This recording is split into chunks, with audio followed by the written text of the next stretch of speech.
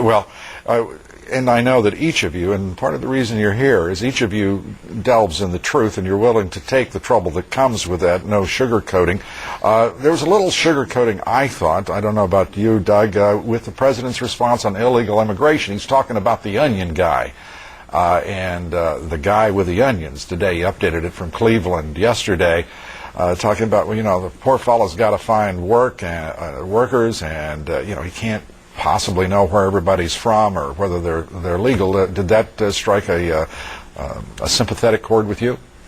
No, it's just patented nonsense, Lou. I mean, you can use an ATM card in Milan, Italy, and they can deduct the money from your account. We've got the technology to trace people. There's no willingness to do this. George Bush represents not republicanism, he represents corporatism. And this is insourcing. This is the other shoe of outsourcing. They can't outsource the bellhop, and you can't outsource the driveway paver. But what you can do is insource millions of cheap laborers and drive down the wages of working Americans, and that's what they're doing.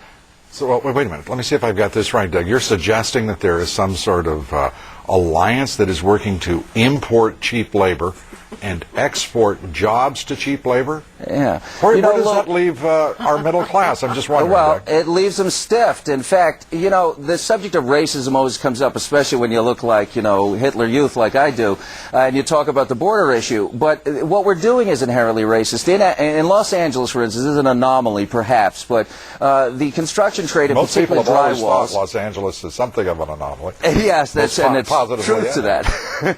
But the drywall trade here in Los Angeles used to be dominated by African-American construction workers. And over the last 20 years, jobs that were $18 an hour went to $15 and then vanished after 13, and they've gone completely.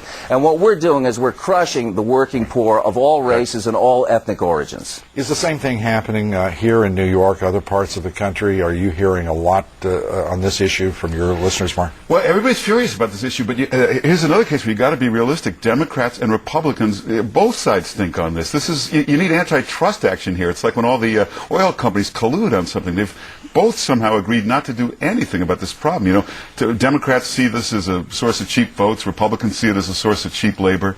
And the idea of, once somebody's broken into the country, it's like if somebody broke into your house, you wouldn't then try to find some legal status for them to remain.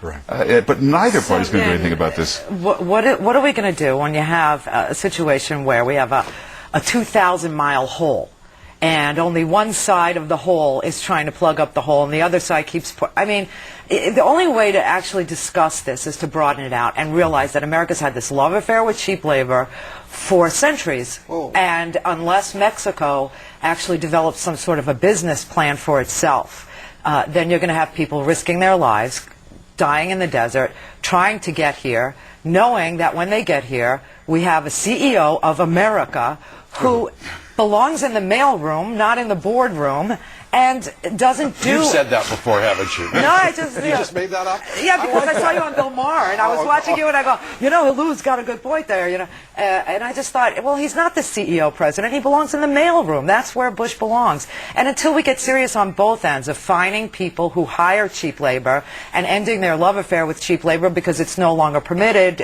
you'll be breaking the law if you hire somebody for less than a working wage, and actually engaging Mexico in some sort of an industry that the president doesn't want us to be engaged in. For instance, president's got a problem with stem cell research, right?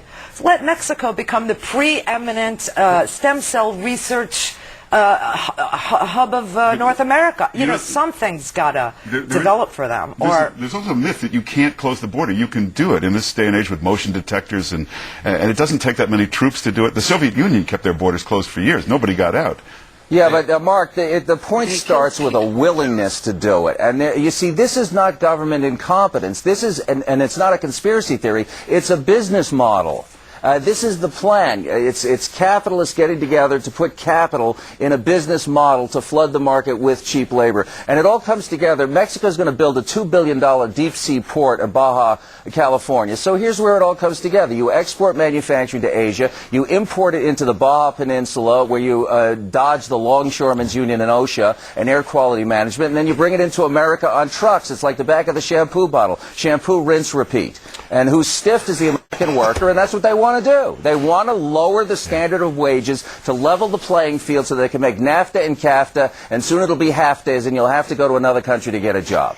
Let me ask each